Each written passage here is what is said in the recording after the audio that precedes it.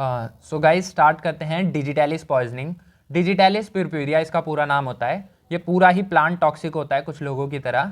Only leaves are use for the medicinal purposes. सिर्फ इसकी जो लीव्स होती हैं वो मेडिसिनल पर्पस के लिए यूज़ की जाती हैं डिजिटैलिस की लीव्स।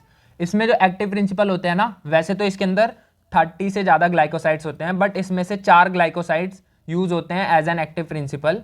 सो इसमें डिजिटैलिन, डिजिटॉक्सिन, डिजिटैलिन और डिजिटोनिन, ये 4 होते हैं, जिसमें से जो डिजिटैलिन, डिजिटॉक्सिन और डिजिटैलिन हैं वो कार्डियक स्टिमुलेंट्स होते हैं और ये डिजिटोनिन कार्डियक डिप्रेसेंट होता है। अब इसकी जो पॉइजनिंग होती है ना, मोस्टली एक्सीडेंटल होती है, क्योंकि इसको कार्डियक डिजीज में एज अ मेडिसिन यूज़ किया जाता है, तो ओवरडोजिंग की वजह से पॉइजनिंग हो सकती है। अभी हम इसको यही बात सेम इसके मेडिकल लीगल एस्पेक्ट में भी देखेंगे।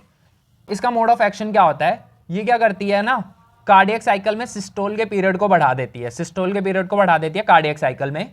रिदम रेगुलेशन करने में डिजिटैलिस हेल्प करता है, क्योंकि ये डिप्रेस करता है एक्साइटेबिलिटी और conductivity of the cardiac tissue. ठीक है, अब ये क्या करता है, डायस्टोल के पीरियड को छोटा कर देता है और बीपी को बढ़ाता है। और टॉक्सिक डोज अगर इसका देते हैं तो हार्ट की एक्साइटेबिलिटी बढ़ जाती है, जिसकी वजह से एक्स्ट्रा सिस्टोल होता है, और एक्स्ट्रा सिस्टोल होने की वजह से टॉक्सिक एरिथमिया डेवलप होता है। टॉक्सिक एरिथमिया होने की वजह से ब्रेडिकार्डिया होता है और फिर हार्ट फेलियर हो जाता है।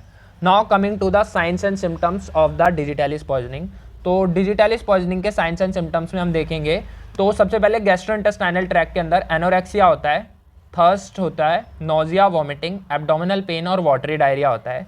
सीवीएस के अंदर एक्स्ट्रा सिस्टोल होता है और पल्सस बिगेमिनस होता है। अब ये पल्सस बिगेमिनस क्या होता है कि ना, 2 हार्ट बीट एक साथ आ जाती हैं और बीच में बहुत कम गैप होता है और उसके बाद एक प्रोलॉन्ग ड्यूरेशन का गैप होता है, तो इसको हम पल्सस बिगेमिनस कहते हैं। हार्ट ब्लॉक हो सकता है सीवीएस में। ठीक है, अब रेस्पिरेटरी में slow and saying respiration, slow कर देता है रेस्पिरेशन को।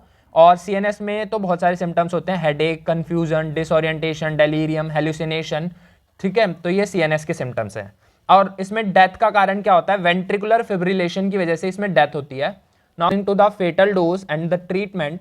फेटल डोज क्या होती है, सारे ही जो भी ग्लाइकोसाइड्स होते हैं इसमें उनकी अलग अलग होती है। जैसे डिजिटैलिस सिर्फ 2 से 3 ग्राम जो होता है तब फेटल होता है, जबकि डिजिटॉक्सिन सिर्फ 5 मिलीग्राम में भी फेटल होता है, और डिजिटैलिन 15 से 20 मिलीग्राम।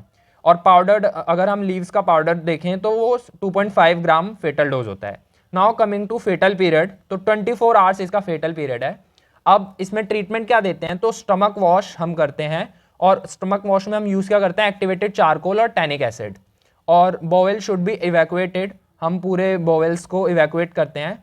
और इसमें ना एट्रोपिन आईवी दिया जाता है, इंट्रावीनस इंजेक्शन दिया जाता है एट्रोपिन का 0.6 mg ब्रेडिकार्डिया के लिए। ठीक है, और इलेक्ट्रोलाइट इम्बैलेंस को रोकने के लिए ना आईवी फ्लूइड्स देते हैं और पोटेशियम सॉल्ट्स देते हैं, जिससे कि एक्स्ट्रा सिस्टोल्स रुक जाएं। मेडिको लीगल एस्पेक्ट देखते हैं डिजिटैलिस पॉइजनिंग का। सो ओवरडोजिंग हो सकती है जब जो इसका मेडिसिन है, medicine digitalis as a medicine use होती है, उसका मेडिसिनल प्रिपरेशन किसी पेशेंट को दिया जाता है, तो उसकी वजह से पॉइजनिंग हो सकती है, जो कि एक्सीडेंटल होती है, तो ओवरडोजिंग की वजह से हो जाती है। Sometimes use for homicidal purpose, कभी कभी इसको होमिसाइडल पर्पस के लिए भी यूज़ किया जाता है। और एक्सीडेंटल डेथ भी हो सकती है ससेप्टेबल पर्सन्स में टैकीकार्डिया होने की वजह से। अब पोस्टमार्टम फाइंडिंग्स में देखते हैं। पोस्टमार्टम फाइंडिंग्स में क्या होगा, इसमें जो फ्रेगमेंट्स हमें मिलेंगे लीव्स के, डिजिटैलिस लीव्स के फ्रेगमेंट मिलेंगे स्टमक के अंदर। म्यूकस मेम्ब्रेन जो होगी स्टमक की, वो इन्फ्लेम्ड और कंजेस्टेड होगी, और सारे ही ऑर्गन्स कंजेस्टेड होंगे। सो ये इसकी पोस्टमार्टम फाइंडिंग्स और मेडिको लीगल एस्पेक्ट था। होप आपको वीडियो इंटरेस्टिंग लगा होगा और आपको डिजिटैलिस पॉइजनिंग अच्छे से समझ आ गई होगी। So subscribe for more such videos. मिलते हैं नेक्स्ट वीडियो में।